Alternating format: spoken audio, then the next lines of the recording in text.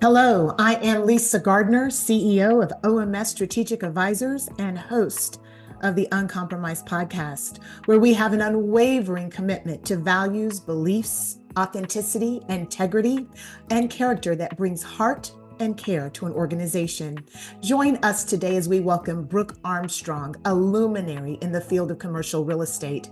As president of advisory services for Texas, Oklahoma, and Arkansas, for CBRE, Brooke oversees a robust team of 900 professionals, driving strategic direction and exceptional client outcomes in leasing, sales, property management, and valuations. Brooke's expertise and influence extend deeply into the Dallas-Fort Worth market. It's a testament to her more than 18 years of experience. She is recognized for her pivotal role in some of DFW's most significant transactions and esteemed for her market knowledge and her visionary leadership.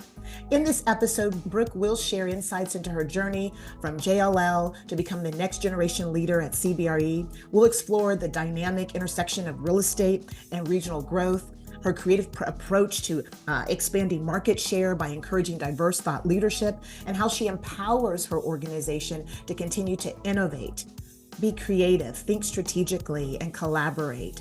With a finance degree from Oklahoma State University and executive roles in numerous community organizations, Brooke's leadership transcends business, impacting the very fabric of the communities that she serves.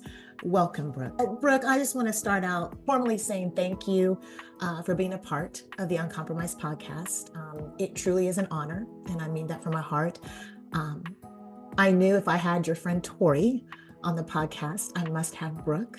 I feel like you guys come as one package. Both of you, I really admire. Both of you have broken barriers and been the first in your current roles as women leaders at your respective companies. And I hold that in great admiration. That tells a lot about both of you. And I have been most proud watching both of you from afar. So thank you so much for saying yes. Well, thank you for inviting me. It truly is an honor to be here, and the respect and admiration is mutual. So thank you so much for having me. Absolutely, absolutely. Well, I just want to start out with a question that I think that everyone would love to hear. Where did you grow up? How did the environment of your upbringing, which includes parents or maybe siblings, your community, contribute to how you made the hard choices not to compromise through your life? What learnings from your community contributed to who you or who we see today or who you are today? Absolutely. Well, I grew up in Tulsa, Oklahoma. I have a Mm. wonderful mom and dad and older sister. And my dad had a really incredible career in banking.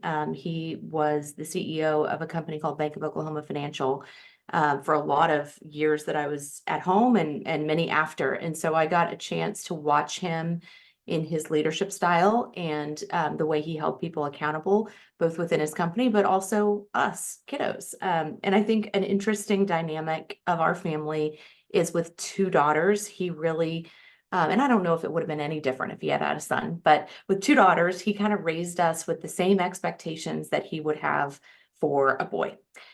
So I remember, watching KU basketball alongside my dad and cheering loudly for them, and him pushing me in school as it related to grades and aspirations when it came to what to focus on in college. So I just owe a lot of who I am to him and my mom as well. They just had very high standards for us and pushed us to be everything that we could be. Absolutely. So two sisters, and your other sister, what is she also in business or what is she doing? She is in business, yes. She lives in Denver. She has two little ones and works for TIAA and is extremely hardworking and successful and brilliant. And I look up to her a lot. So very, very fortunate to have many great mentors in my life. Absolutely. Brooke, let me ask you, what do you think is most challenging professionally in keeping true to who Brooke is as it relates to not compromising, knowing that none of us do it perfectly, but what do you believe is the most challenging, and what do you believe has been the most challenging personally as it relates to not compromising? Well, there's a lot of challenges, right? I think generally my personality type is fairly kind of what you see is what you get. I'm not very good at faking it. So I guess if there's any challenge that I've had along the way is I do think some people have found success by kind of exerting a certain confidence, even if they inside didn't feel confident. That was never really a skill that I had. And so I think that one challenge has been to just gain confidence along the way and feel like I deserve to be in the room or I deserve to speak up with an opinion. So that's been a challenge for me along the way. Absolutely. You talked about being in the room. One thing that has been a topic throughout a lot of my women leaders that have been on the podcast is how do you make sure when you walk in a room that often does not look like you?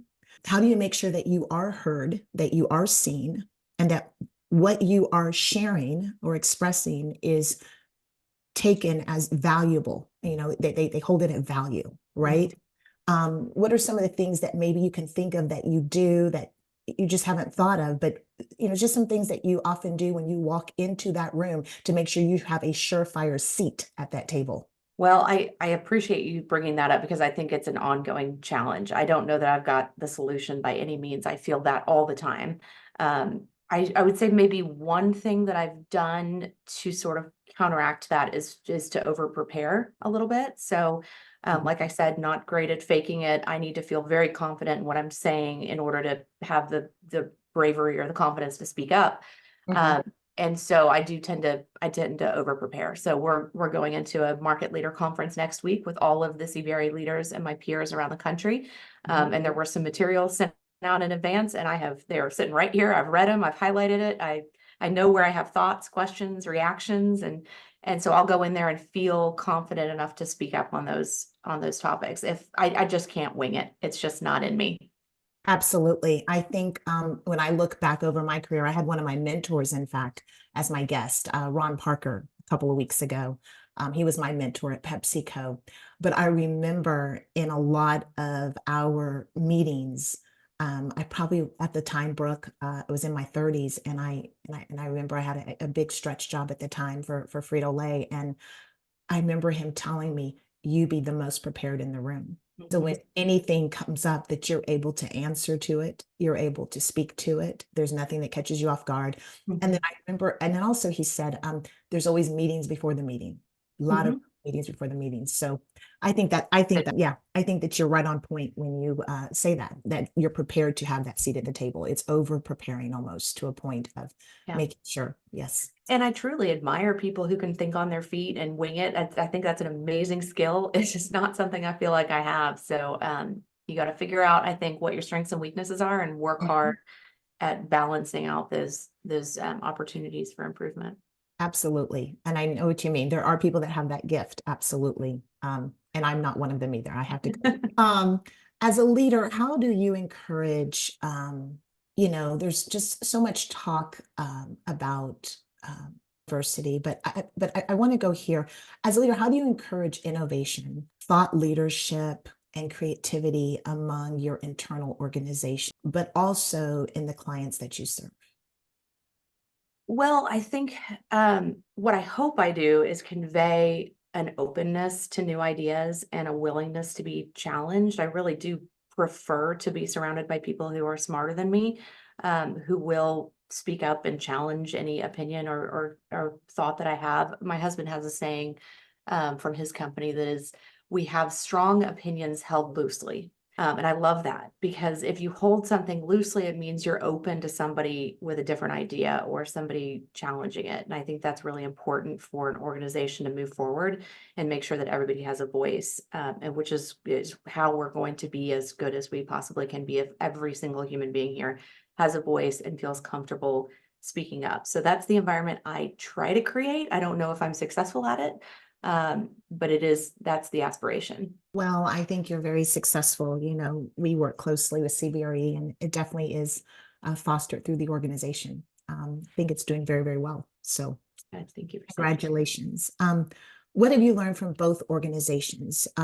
When you've gone from Staubach, JLL, and then CBRE, it's helped you to become the transformative leader. I would call you a transformative leader, Brooke, as I'm watching from afar.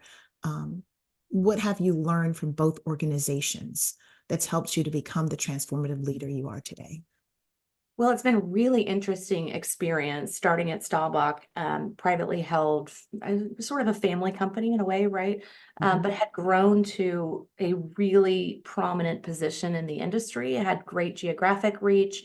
And I had the good fortune to be there for, I think it was about 5 years pre JLL acquisition. So it was very fascinating to go from a privately held company to the second largest real estate firm in the world, publicly traded. So I learned a lot about the structure of the organization and how things operated within those frameworks. But I would say the most important thing to me when I look back at my experience over the years is the people that I got to watch. And Roger Staubach, by example, is one of the most incredible leaders that has ever lived. I mean, he is just a fabulous human being. I didn't even know his celebrity when I came to work there. Did not know who he was. It was just pretty embarrassing to admit. But um, I've really only known him as a business leader. And what I find so wonderful about him as a business leader is his humility. He Mm. is one of the kindest, most authentic, most humble humans I've ever met. And it's fascinating that someone could experience his level of celebrity and business success and still have those qualities. Go ahead, sorry. Were you No, gonna no, say? no, you go ahead. You go ahead. I was just going to completely wholeheartedly agree with you. And I was Yeah. going to say there's such a formula. There's several leaders I could name that have that kind of value, strong foundation of value system of humility.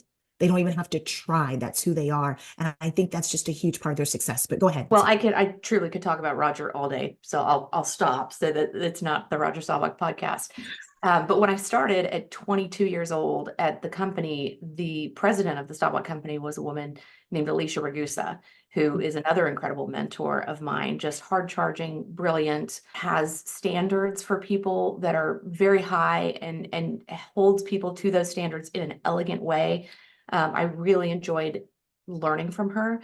But I think the combination of those two, I mean, what that told me, that was 20 years ago. And she was in an executive position in commercial real estate in Dallas, Texas. And that's because Roger believed in her and gave her that chance because she deserved it. And for me, for that to be my first exposure to the industry is incredible, right? Because that is rare. And that's all I knew for the first few years of my career. So I think in a lot of ways that gave me the belief that I could do it too. And I'm just incredibly grateful for that. Oh, absolutely. I could not agree with you more. Yes, I came to Dallas, 25 years ago, and I was able to also observe Roger Staubach from afar. But the one thing that you heard everyone say was exactly what you say. There's never any other kind of description of him. And hmm It's so, it's it's funny because you're right. Everybody does say that about him, and I think what I really want people to know is that I got to experience it like real time. And I'll give you a couple of stories really quick. yes, yes. Uh, we were on the phone together at one point. He was always really generous with his time around pursuing business. He loved to do that. And so we were on the phone one time talking about a pursuit, and you know how your computer dings like an Outlook notification that you have a meeting coming up. And he heard it through the phone, and he goes, "Oh my goodness, like I hear you're so busy. I'm keeping you for something." And he was, and I'm like, "You're Roger Staubach. There's literally no meeting on my calendar that is more important than this conversation." But that's just the kind of person he was. Like or is. That's how he thought about things, is that everybody else's time was incredibly valuable. Um, he also came with us on a presentation for a very important piece of business on a Friday afternoon. He was actually retired at this point, still came to this presentation because he had a personal relationship. And he called me Monday morning, 8 a.m.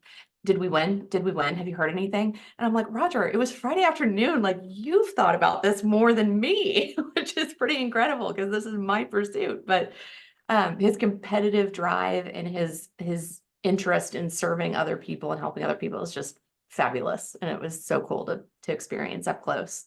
Absolutely. You definitely were able to see the up close experience. But those of us who didn't, you're chiming in right exactly of how he's been described. And so that's pretty fun. That's just it. That's a blessing. What has been the greatest lesson, Brooke, you have learned through adversity? Oh, that's a good question.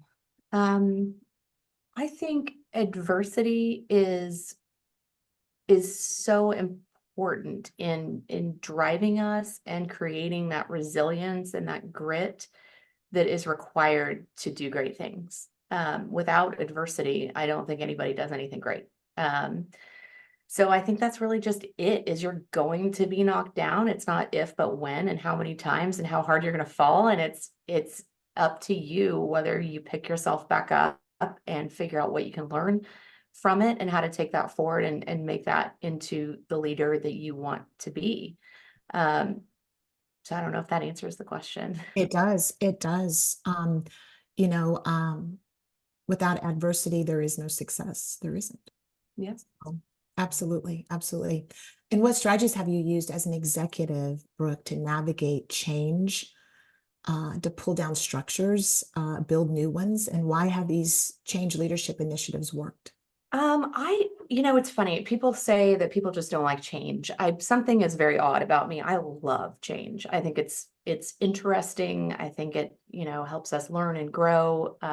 If things don't change, they get boring to me. So, I think that it's maybe just kind of a willingness to try something and you can admit that it maybe wasn't the right path, admit fault and pivot. I think that's incredibly important. When somebody makes a decision and it's not working and they double down on it, or, that's just a disaster, right? So I think that's crucial when you're a change agent or see the opportunity to change something in an organization, is to be willing to admit when it's wrong, and try something else and solicit feedback like we talked about earlier, and making sure that people feel comfortable speaking up and saying, hey, we tried this, but here's how it's not working and here's another idea.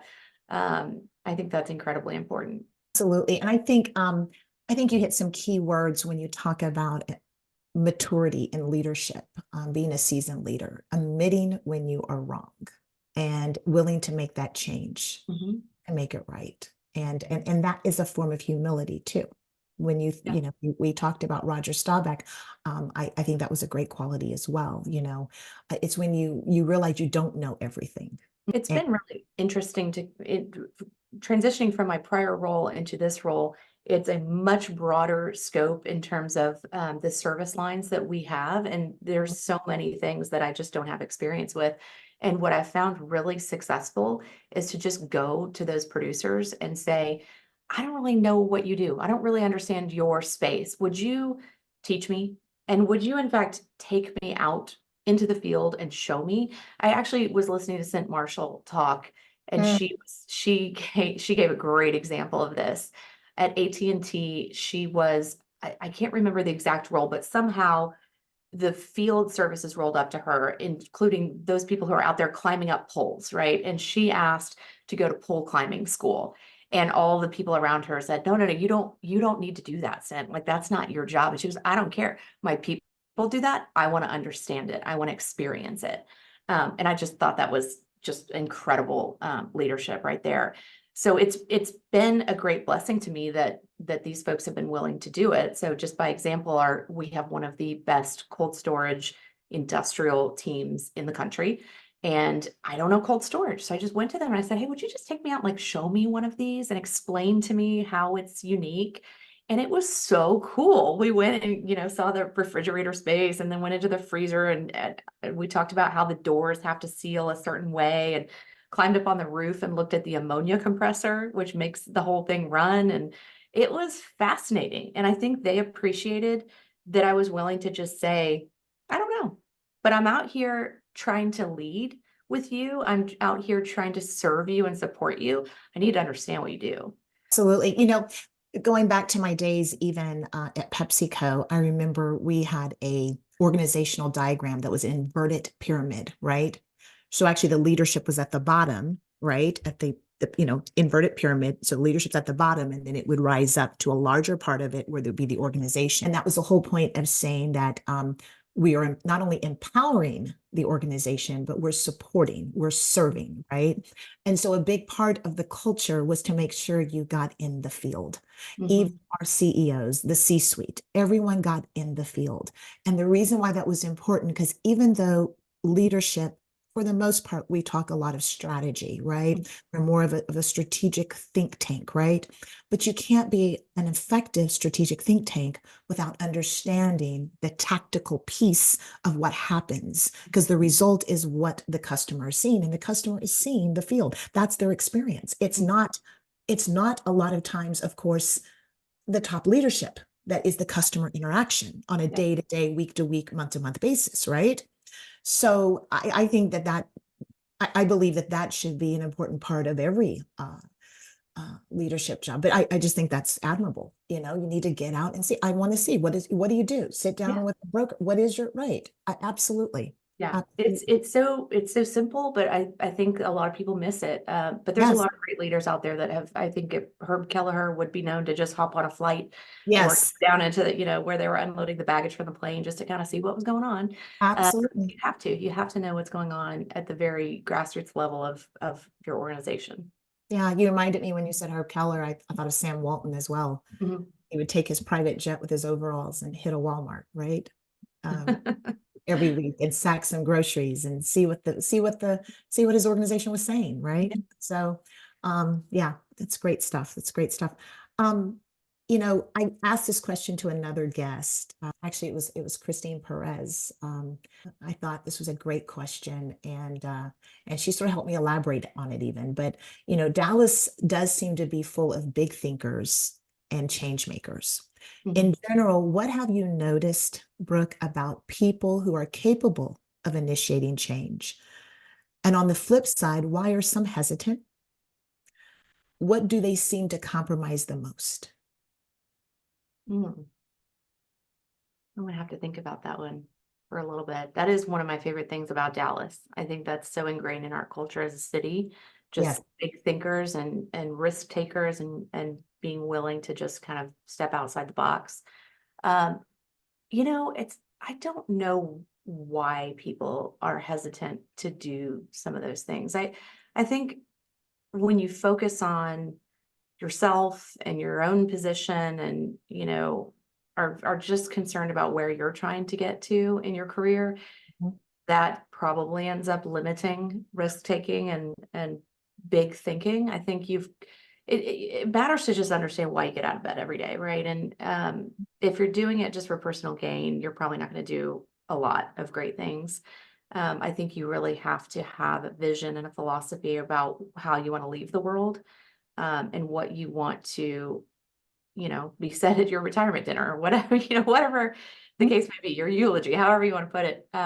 You've got to think about what legacy you're trying to leave for other people or for the greater good.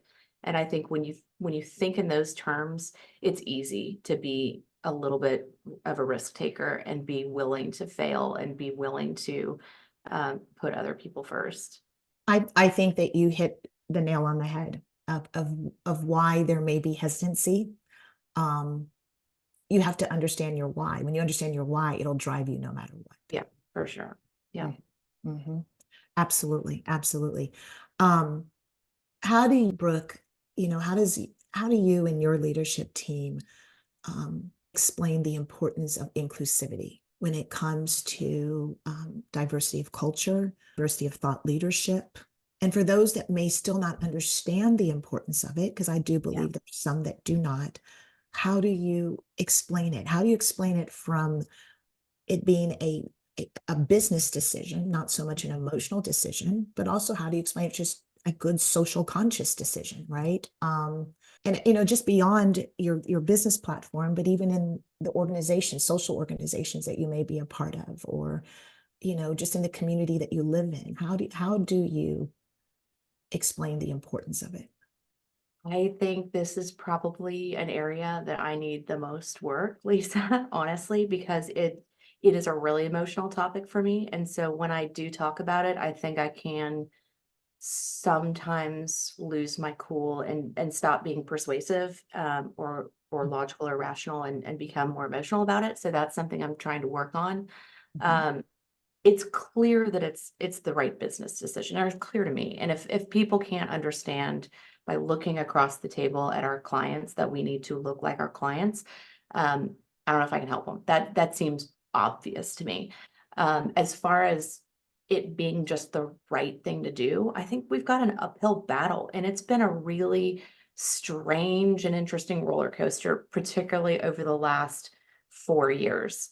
It's been something that's obviously been a part of my career and on my mind for 20 years, but the last 4 years have been just bizarre. And I feel like we have a long way to go. I attempt to try to talk in terms of equity versus equality and what does that mean, and try to get people to understand, but it's tough. It's tough in particular right now. I think we have a climate that is particularly challenging in an election year and in a moment in time that feels to people like the pendulum is swinging. And I think there's a lot of disagreement as to where that pendulum is right now.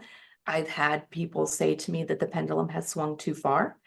And my response to that is that there are more executives at big companies named Bob or Chris or Frank than there are women or people of color. That's just the fact. That's the data, right? You can't argue with that.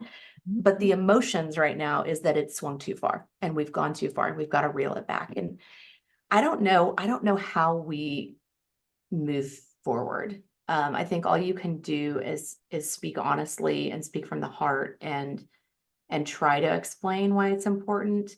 And we'll just keep making progress. I mean, we certainly have to put our actions where our words are and make sure that we are hiring in a way that is putting the best talent in a place to succeed. And that's all we can do, I think, in this moment. Absolutely. Absolutely. I can relate to you. I can easily go the emotional side. I have to say, Lawrence has taught me, or he's coached me a lot on trying to keep it focused on the business, right? And like you said, it's a no-brainer that the marketplace, whatever the marketplace looks like, that's what we should look like as we're calling on our clients. Yeah.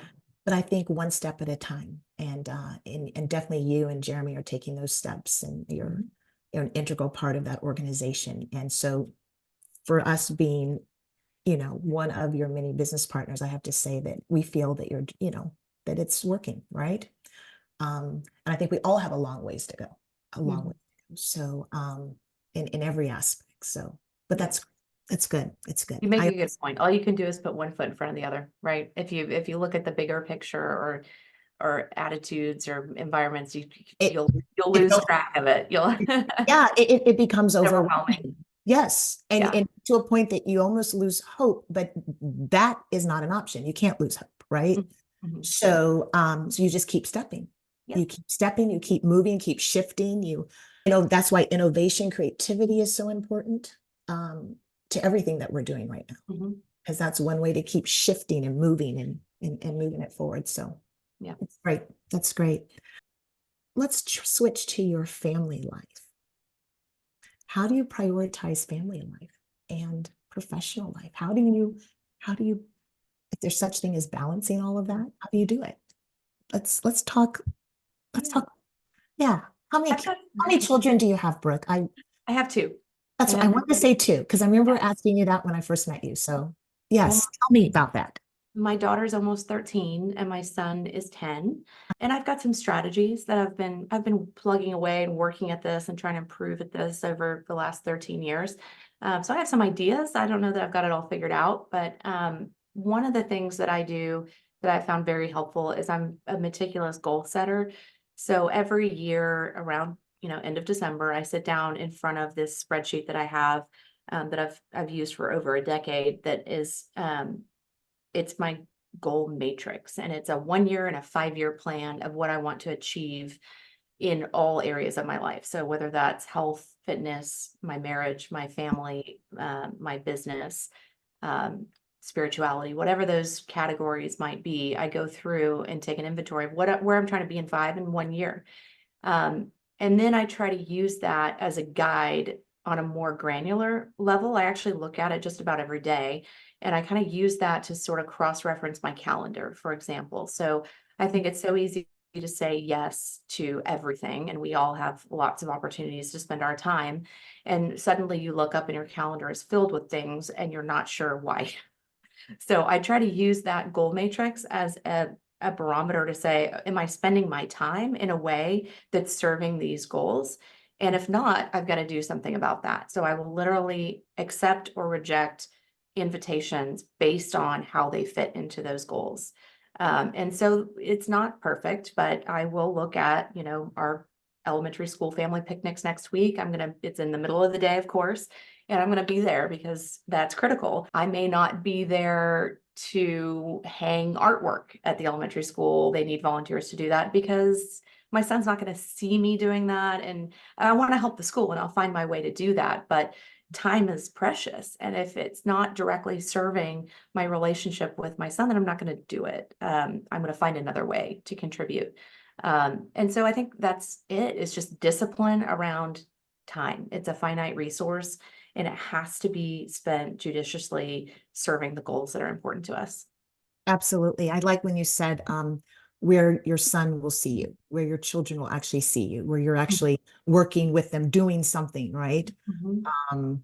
Yes, my son is 17, Brooke, and we're still having a mother-son picnic next week where the mothers bring food. These grown high school kids, they're huge, right? Yeah. And also I have a meeting at 11 and I'm supposed to be there at 11. So Yeah. you better believe I'm going to switch the meeting. Still, he's 17. I'm still going to make sure, right? Yeah. I Yeah, mean, that you only have so much time with them until they're off and I know. adulting, and which is cool too, but Exactly. you gotta take advantage. And people understand that's another thing that's really important to me. This ties maybe a lot of things we've talked about together around diversity of the workplace. I'm a working mom, Yeah. and leadership and authenticity. I leave loudly. I try to leave loudly. If I have a pediatrician appointment, I need to be at 2 p.m. in the afternoon, I announce it. That's Let where I'm headed. everyone know. Yeah, Yes. because everybody has stuff like that, and I need them to know and feel comfortable that they should be doing those things too, and Mhm. that we figure it out. The work we serve our clients, we serve each other. It's everything keeps rolling, and we can address our lives too. That's right. That's right. I love that you said you lead loudly. So that other mother who's working in your organization or in another, they're like, well, if she did it, then I can do it. I'm not going to reprioritize my children, right? Yeah, Or my family. yeah. Yep. Absolutely. That's so good. So good. What would you tell your self, Brooke, your 20, let's say 20 years ago? What would you tell yourself back then? What would you have told your 20-year-old self? A few things, a lot of things. I needed to know a lot of things. To be patient. I was super impatient. I still am. Um, and I think that showed up in some probably pretty negative ways along the way in an immature way. So be patient and to just kind of keep your head down and keep working, and things work out the way they should work out ultimately if you're doing the right things. I think this is something I'm working on right now that I definitely could have benefited from all along the way back when I was young, is to really focus on what you can control and what you can't, and really understand the difference between those things. Because I think I had a tendency to get very worked up and emotional and have big reactions to things that I just had no control over whatsoever. And it was wasted energy. And I still do it. I'm actually reading a book right now that our CEO recommended, called The Art of Living. And it's based on an ancient Greek Stoic philosopher.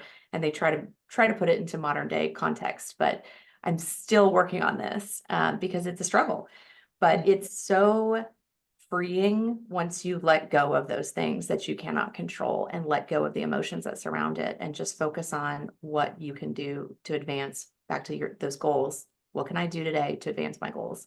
It's almost like you've been behind closed doors in my house, among those that, I say fellow business, especially fellow business female leaders that I confide in. One of my biggest struggles, even when it comes to my kids, is no, do not try to control. You've got to let go.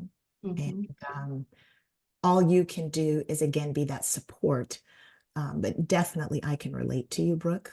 Oh my goodness.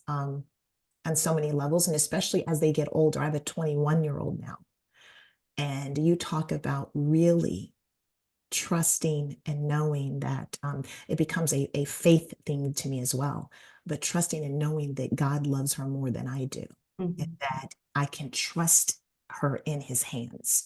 She's 21, right? And I can, I can talk with her, and I can, it's almost an art of knowing when to speak, when not to speak, because you can see she's going to go down a side road, like that's not the way, right?